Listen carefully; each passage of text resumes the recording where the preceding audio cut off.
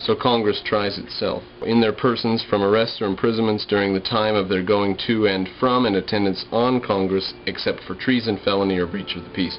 So pretty serious offense is needed in order to be arrested on your way to or from or during attending Congress. And freedom of speech and debate can only be questioned in Congress by Congress. On to Article number 6. No state shall, without the consent of the United States in Congress assembled, shall send any embassy to, or receive any embassy from, or enter into any conference, agreement, alliance, or treaty with any king, prince, or state. This seems like a pretty familiar clause to our present-day Constitution. Not only that, look what's going on here. This is taking control of all foreign relations whatsoever. You can't send or receive embassies, conferences, agreements, alliance, treaties. Interesting clause. Nor shall any person holding any office of profit or trust under the United States or any of them accept any present, emolument, office, or title of any kind whatever from any king, prince, or foreign state. So we could not have a congressman, for example, who is knighted by the British Crown, given a knighthood. Next paragraph. No two or more states shall enter into any treaty, confederation, or alliance, whatever, between them. How odd would that be? I mean, let's see, what treaty? Let's imagine a treaty.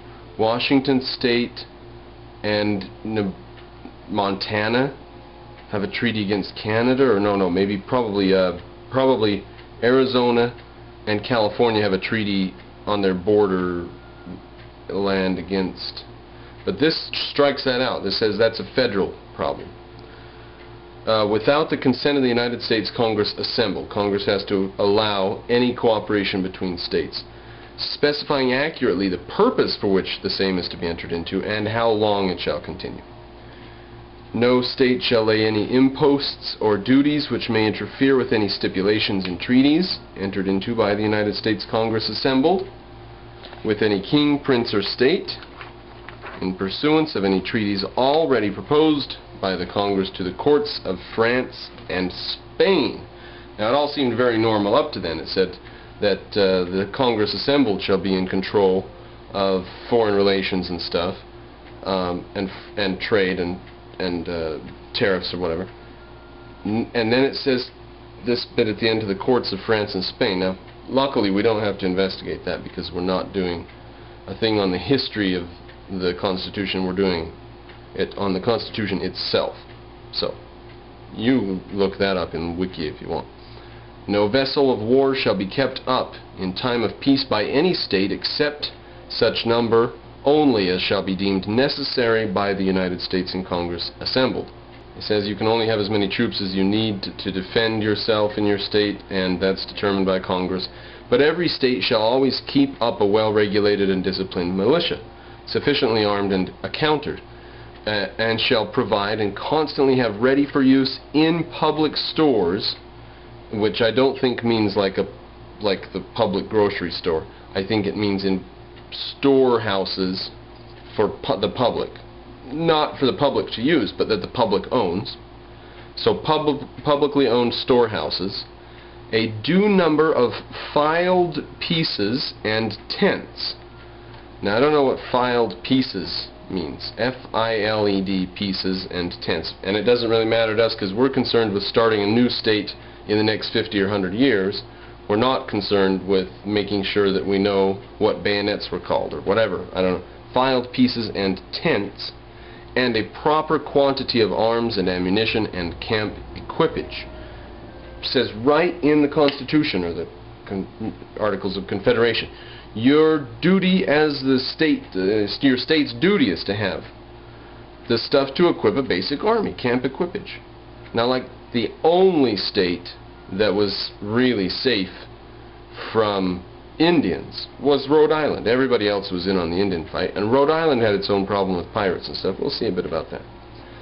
No state shall engage in any war without the consent of the United States in Congress assembled, unless such state be invaded, actually invaded, by enemies, or shall have received certain advice of a resolution being formed by some nation of Indians, very specific right there in that wording, to invade such a state. So once in a while the Indians would send word, you're about to be attacked, and then they would attack. And if you receive a threat like that, then you can enter into war.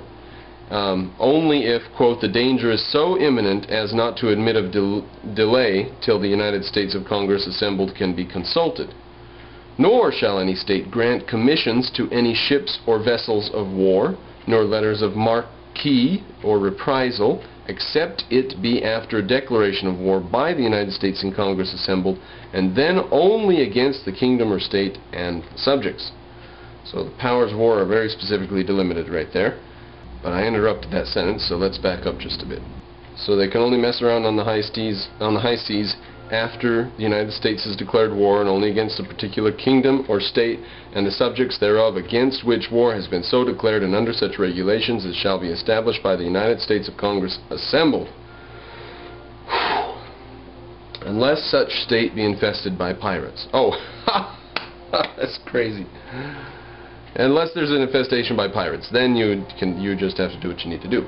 In which case, vessels of war may be fitted out for that occasion and kept so long as the danger shall continue, or until the United States and Congress assembled shall determine otherwise. So you can defend yourself against pirates, but beyond that, you do not have very much leeway in what to do with the Navy. The Navy is in control. The Navy is in the control of, or is controlled by, the Congress assembled. Okay, Article 7. When land forces are raised by any state for the common defense, all officers of or under the rank of colonel shall be appointed by the legislature of each state respectively. So what this is suggesting, you could have the state the legislature appoint officers, military officers. Interesting system. And then of course I assume Congress would appoint more important ones. Article 8. All charges of war and all other expenses that shall be incurred for the common defense or general welfare and allowed by the United States in Congress assembled, so this is the cost of money. Where does the cost of money come from? They shall be defrayed, the cost of war, shall be defrayed out of a common treasury, which shall be supplied by the several states in proportion. Here's how they decide who contributes how much to the treasury. Now you may know the history of the Confederacy. It was always nobody ever paid their dues, and some of them only paid half their dues ever. Like New York paid its full dues 1 year or something. We're not going to go into that. This isn't the history of that right now. But it was always begging the states for money and never could get the states to send it money. The federal treasury. It was always low. So here's how they apportioned: in proportion to the value of all land within each state. Wow. So they have to figure up the value of all the acreage. Geez, and some of it just be flat rate. Federal land is $1.50 or whatever. General Virginia state land that hasn't been sold.